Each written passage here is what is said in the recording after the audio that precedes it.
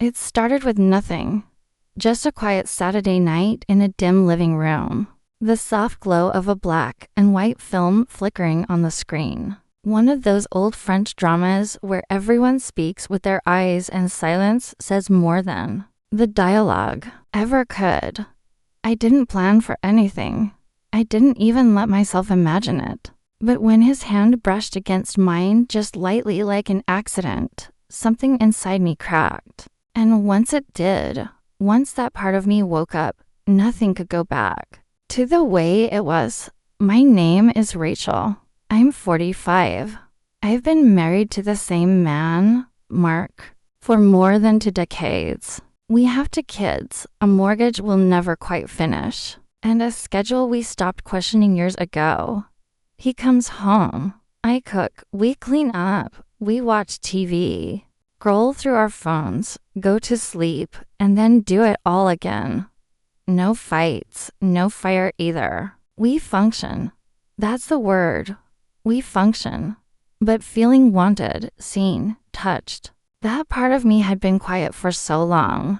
I forgot what it felt like until Eli is 29. My best friend's son. I've known him since he was in elementary school. Running barefoot in the backyard during cookouts and sneaking cookies. When he thought no one was looking. He used to call me Miss Rachel. That stopped a few years ago. Now it's just Rachel. And somehow that made things feel different. He'd grown up tall, soft-spoken, thoughtful in a way that you don't expect from men his age. There was always something gentle about him, even when he was younger. But now there was something else, something that lingered. He noticed things, like if I wore a new sweater or if I looked tired. Mark hadn't noticed in years. That night, Mark had gone to bed early. His back was acting up again, and those muscle relaxers knocked him out before 9. Eli had stayed after dinner. He said he liked old movies, said they reminded him of a time when people still looked each other in the eye and meant what they said. We sat side by side on the couch, just like we'd done 100 other times. But this time felt different. The space between us wasn't just physical. It hummed. His knee bumped against mine. Not hard, not intentional. I didn't move away. I just kept my eyes on the screen, pretending to pay attention. But all I could feel was the weight of his leg next to mine. Then his hand slipped, at first. It was subtle, a graze, a few fingers brushing my thigh.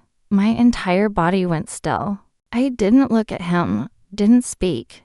I just froze, heartbeat thudding in my ears. He didn't move his hand away, and I didn't either. His pinky curled, resting lightly on my skin. Then his palm turned upward, open, waiting. My hands clenched the edge of the blanket draped over my lap. My eyes stayed locked on the screen, but I wasn't watching anymore. All I felt was heat beneath his touch. Then in the quiet, I heard his voice, barely a whisper. "You okay?" I nodded. That's all it took. His hand settled more firmly on my leg, not demanding, not controlling, just steady, present. My skin burned beneath his fingers. I parted my lips to say something, anything, but nothing came out. Then his thumb moved slow and deliberate. Just a single stroke across my thigh. My breath hit. My legs tensed, then relaxed, and I didn't stop him. I didn't even want to. His hand inched higher. Warm, calm, knowing.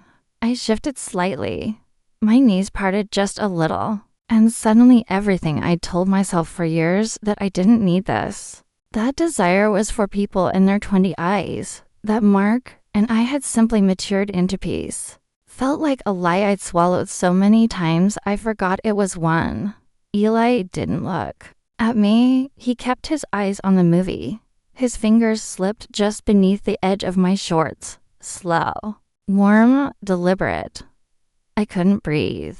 I was shaking, not in fear, but in recognition, like my body was remembering what it had once been. Then he leaned in, not to kiss me, but to whisper, "I'll stop if you want." I couldn't answer because I didn't want him to stop. I wanted to feel, to be seen, to be touched, like I mattered. He touched me like I was something rare, like he'd waited. And this was the moment. When I finally turned to him, I kissed him. It wasn't planned. It wasn't polished. Just trembling and soft and real. His lips on mine felt like resurfacing after years underwater. For that moment, I wasn't someone's wife. I wasn't a mother. I was just a woman who wanted to be wanted. The TV flickered behind us, long forgotten. We collapsed into each other on the couch. His hands moved slowly, carefully, like he knew what I needed before I did. My shirt shifted. His skin on mine was warm, alive. I kept thinking, stop, say something, walk away. But every time I opened my mouth, he touched me like I was something worth remembering. It wasn't rushed. It wasn't messy. It was intentional, quiet, dangerous. Then a sound somewhere down the hall, a creak, maybe a pipe, maybe a floorboard. We froze. His forehead rested on mine. He whispered, "We're not supposed to be doing this," I said. "I know." But then I kissed him again because it was already too late. When the credits rolled, we sat tangled in silence. I looked at him. His shirt wrinkled, lips slightly swollen, eyes searching mine. "What happens now?" I asked. He didn't answer. The next morning, I stood in the kitchen with a full cup of coffee I hadn't touched. I heard the bathroom door crack open. He passed by without a word, filled his glass at the sink, and left it there between us. The tension, the memory, the silence. A few days later, we crossed paths in the laundry room. Our hands touched over the basket handle. We both froze. He said, "I can't stop thinking about it." I said, "Me neither." But we didn't let it happen again because it hadn't satisfied anything. It had only awakened it. I started locking the bedroom door, not to keep him out, but to keep myself in. I stopped sitting on the couch after dinner. I stopped watching movies at night, but I still felt his hand on my leg, still remembered his voice in my ear, the look in his eyes that made me feel like I wasn't invisible. A few evenings later, we sat on the porch steps. The sky above us turned gold and then pink, the kind of summer sunset that makes everything feel softer than it is. He sat at the other end, not far, not close. He said, "You've been quiet lately." I said, "I've been thinking." "Me, too," he replied. I looked at him and finally said, "I shouldn't have let it happen." He said, "But you did." And I said, "And I didn't stop you." The air between us hung heavy, a silence that didn't offer peace, just gravity. When he stood up and walked away into the dusk, I didn't stop him.